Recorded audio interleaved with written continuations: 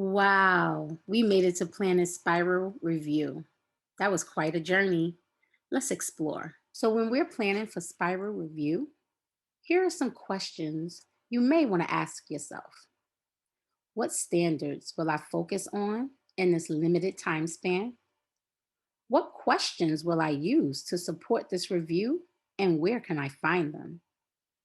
When and how will I focus on these standards when I still have new content to teach? I know that goes through our mind a lot. And how can I easily collect student data? Let's see. So, what do we have here? This is a calendar that shows the last week of March and the month of April. Within each day, you'll see focus standard. That means I suggested what standard you should focus on for the remainder of March and April. Now, how did I determine which standards to focus on? Let's take a look. What you see here is a screenshot taken from the Educator's Guide. And within this screenshot, you'll notice that all of the standards are broken up into three categories: major clusters, which are listed in green, supporting clusters in blue, and additional clusters in yellow.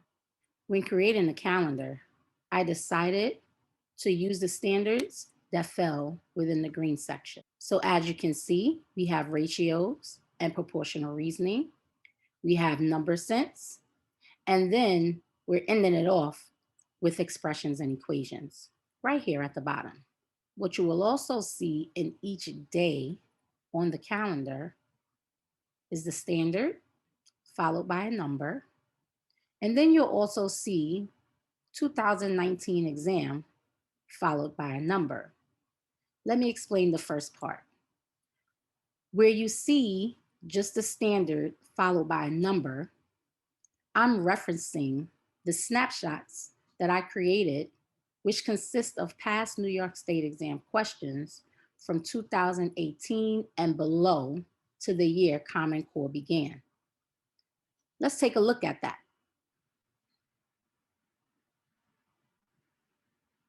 You will see math sixth grade snapshots. And within that, you have 4 folders, each folder which represents each of the domains for sixth grade. I'm going to click on ratios and proportional relationships just to bring something to your attention.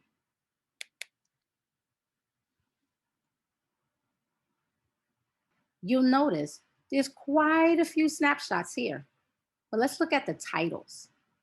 So for this first one, it says 6RP1. For the second one, it says 6RP2, parentheses 1, and then 6RP2, parentheses 2. All that means is that there's 2 different snapshots representing 6RP2. And as you move forward, you would see 6RP3A1. And then when you come over here, you would see 6RP3A2. So again, all that means is that there are 2 snapshots containing questions from the state that represents 6RP3A. This is important, and let's see why. Let's take a look at March 24th and March 25th. Snapshot RP21. That means when you go to the snapshots, open up 6RP21 and you'll use question number 1. Let's go to the 25th of March. You'll see the snapshot suggested would be 6RP2, question number 1. Now that I've spoken about the snapshots, let me briefly explain why did I write 2019 exam. That's because the snapshots do not contain the questions from 2019.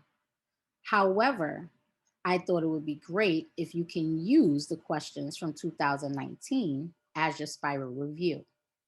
You can easily find that by going online and doing a search for the 2019 released questions, and I referenced the question number that can be used. The last thing I want to bring to your attention are the last 2 weeks of April. You'll notice I put a focus standard there, but I did not suggest any snapshots to use, nor did I suggest any 2019 exam questions to use. I did this on purpose.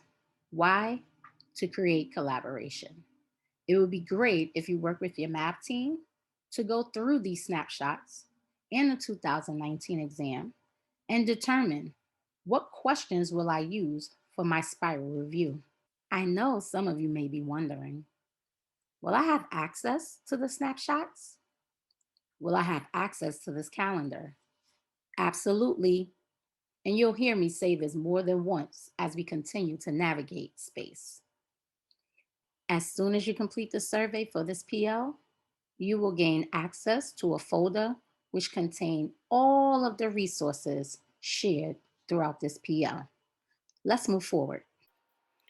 Attention participants, please keep in mind that the ELA New York State exam is scheduled to be administered from Monday, April 19th, 2021 through Thursday, April 29th, 2021.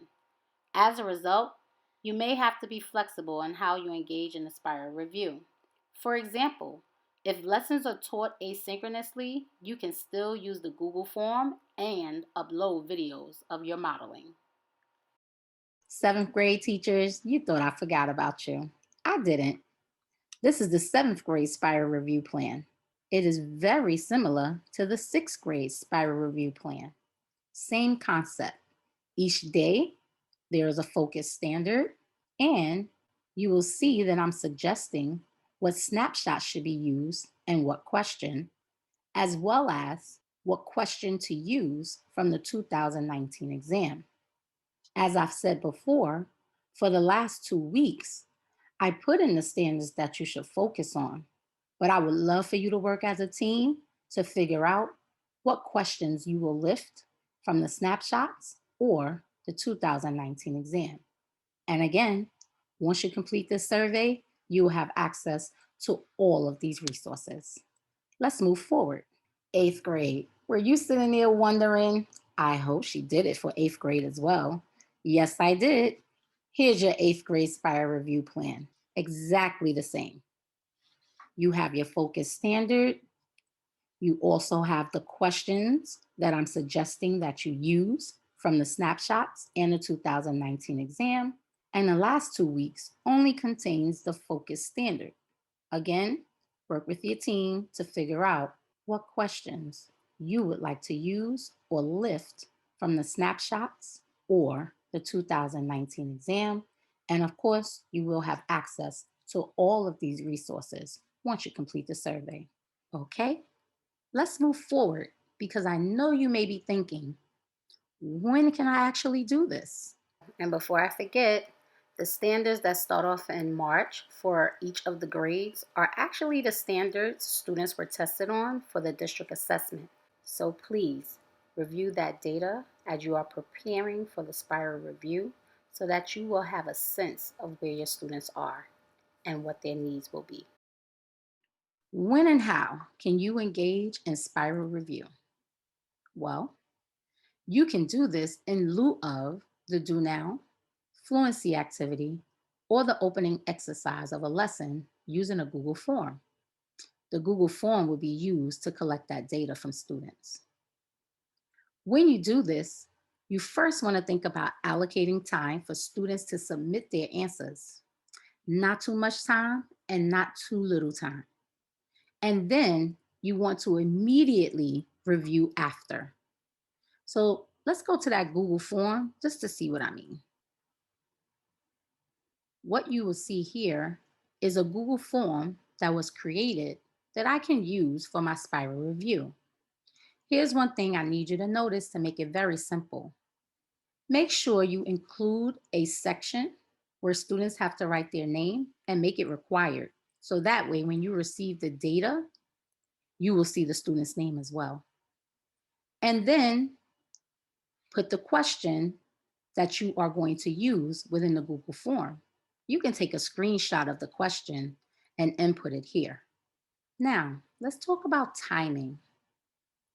You want to make sure you allocate enough time, but not too much time that's going to take away from your current lesson. Let's say about 10 minutes. Allow your students to open this Google form and work on the question for about 3 minutes and submit their answers. Once the 3 minutes is up, you want to make sure that you close the form before reviewing the question because you want authentic answers. Here's how you do that. You will click on responses. Here, you will see accepting responses. It's purple. That means it's on and it's open. Simply click that button and it says not accepting responses. That means the Google form is closed. At this point in time, spend the next 6 to 7 minutes reviewing the question. Are any of you wondering how can I easily share the Google form with students so that it doesn't take away from the time that we have? Absolutely. It's very simple. What you will want to do is click on send. Then you will want to click on this link icon, shorten the URL so it's not too long, and then click on copy. Once you do that, just go back to your platform that you're using and paste this shortened URL in the chat, and students will gain immediate access to the Google form to answer the questions. Let's go back. Another way you can engage in a spiral review is to embed a question into the exit ticket using a Google form. As usual, you want to allocate time for students to submit their answers before class is over. Now, a lot of times when we give an exit ticket, yes, we do look at the student's work to inform our instruction for the next day. However, many times we don't get a chance to actually go over the questions from the exit ticket. Here's where the last two bullets come into play. When you give that exit ticket, if there is enough time before class is over, review the question that you gave them. If there's not enough time because the exit ticket is usually at the end of the class, then this is where I would suggest that you create a video for students, somewhat similar to the videos you watched when you were navigating through the obstacles. And these are just a couple of ways you can engage in Spiral Review. It was great visiting Planet Spiral Review. I see you later on Planet Eureka and New York State Questions.